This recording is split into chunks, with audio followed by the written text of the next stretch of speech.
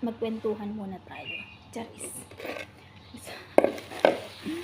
So, meron akong kangkong dito, guys, na kinuha kahapon sa aking garden. Lutuin ko sana, kaso naging busy ako. Kaya nilagay ko muna sa ref. Tignan nyo naman, o basang-basa. So, magkuhan tayo. Mag-imarit. Imarit. May buto pa nga.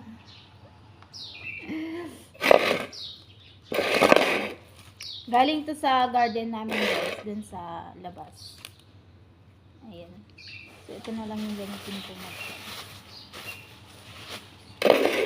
So, kanina din, guys, kumuha din ako ng kangkong dun. Ay, kangkong. Ano ba yun? Alam nyo ba, guys, pwede nyo tong i-pickle. Ayan. Gawin yung pickles. So, meron akong ginagawang pickles na ganito, guys. Ang sarap. Tignan nyo yung tatabaon.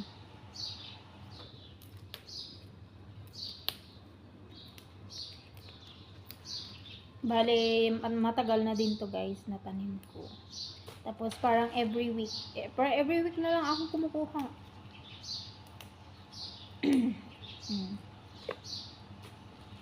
Nabisi kasi ako kahapon, kaya di ko naluto.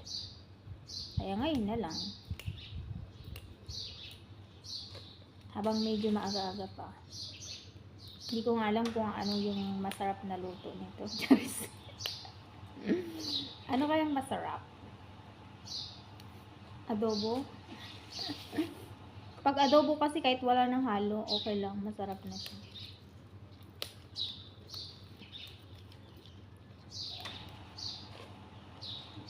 Gagawin kong pickles to, guys. Yung malalaki. Pag malalaki, maganda siya sa pickles. Ayan. O, diba ang hahaba?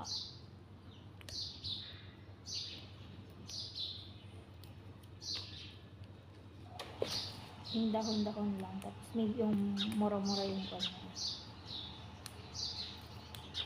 Kung sa Ilocano, guys, inarting.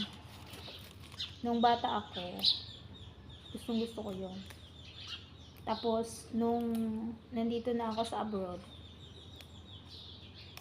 at marami na kaming ganito, kangkong, nag-aartim na ako. Artim. Pickles. So, ang oras na, guys, dito sa UAE, it's 11 in the morning. Katatapos ko lang nagkape. Tapos ulam na naman yung yung iniisip ko.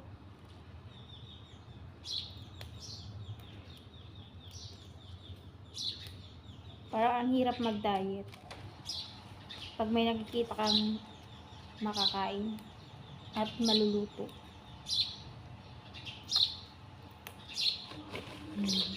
Diba? Libre na to. Saan ka pa? Nabili ko lang dati ng 1 dirham to. Tapos ngayon, diba? Unlimited na. Unlimited kuha. Sa totoo lang, guys, marami pa akong ganito na doon sa labas. Doon ko siya sa labas tinanim. Para dumami ba? Kaya kahit anytime na gusto mong mag-ulam ng kangkong, pwede kang kumuha.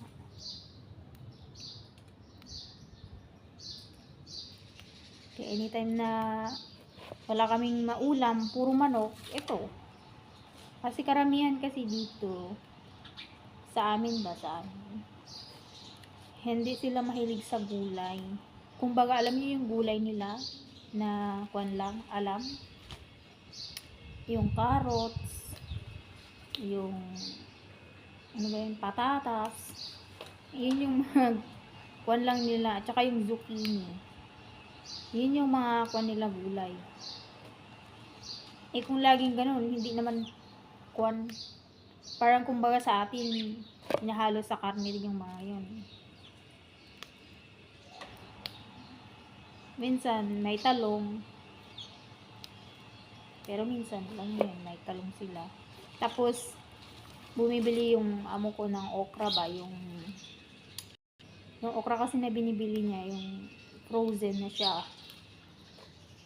So, mahirap siyang, parang hindi naman kwan. Mas bet nila yung ganun lang, yung maliliit.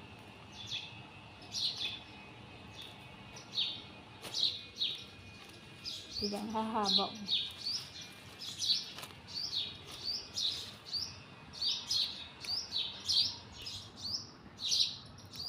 Adobohin ko na lang. Kasi konti lang naman ang kwan.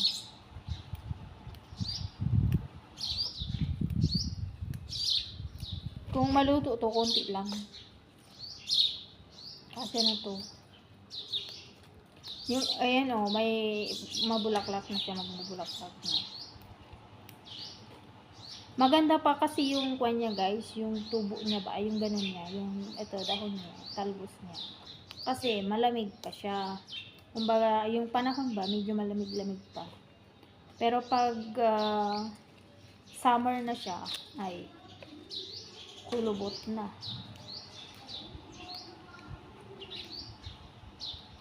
Pero nagtanim ako ulit. Para kumbaga, yung dati, gusto ko na siyang tanggalin. Yung, kumbaga, para maiba naman yung kwan nila ba, yung sa lupa. Tinanim ko to guys, yung mabato-bato din.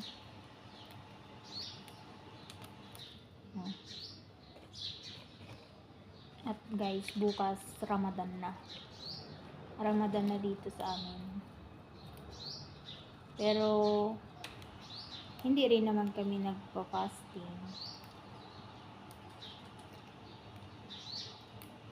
Ibig sabihin lang sa akin, minsan lang ako magluto. Minsan lang ako magluto. Yun yung kwan na lang guys, yung gabi. 6 o'clock. Dapat ready na yung food. Ganun.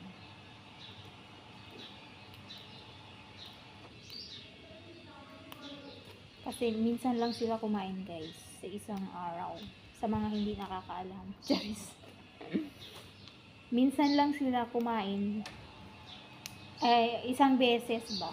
Parang isang beses silang lang kakain. Kumaga, yun na yung breakfast, lunch, and dinner nila. Kaya lang, marami din naman pwede nilang kainin. Kumbaga, kompleto. May mga sweet. Kumbaga, ilang putahe din yung pwede nilang kainin.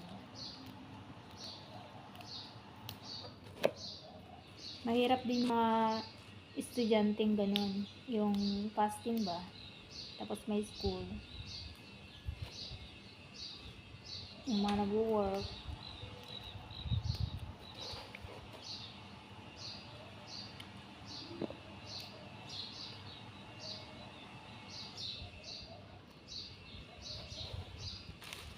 Ayan, matatapos na tayo.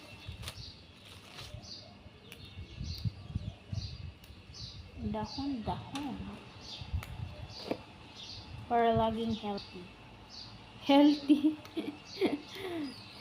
Tumataba na tayo guys. Sa kakaisip ng puro pagkain.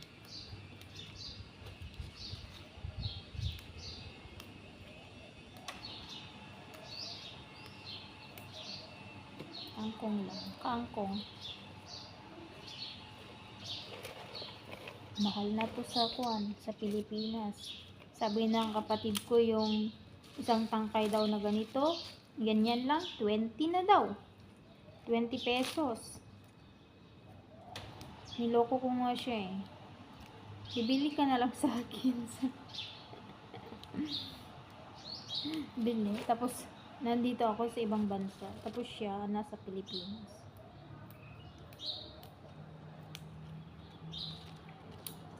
Meron akong pinatubo guys na nito.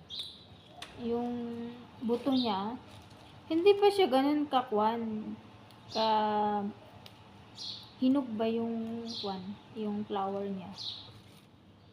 Pero nilagay ko lang siya sa pot hanggang sa tumubo na lang.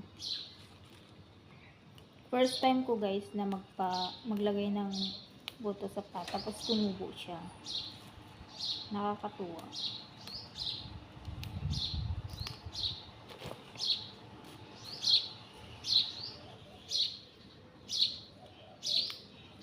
Or ihalo ko kaya ito sa munggo. Masarap.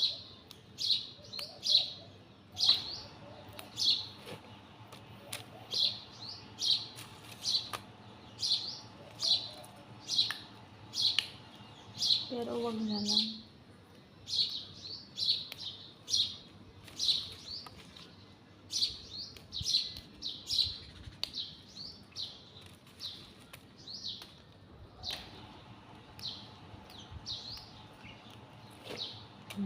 Tapos na ako. Sinamahan nyo lang naman ako. Diba? Ang dami.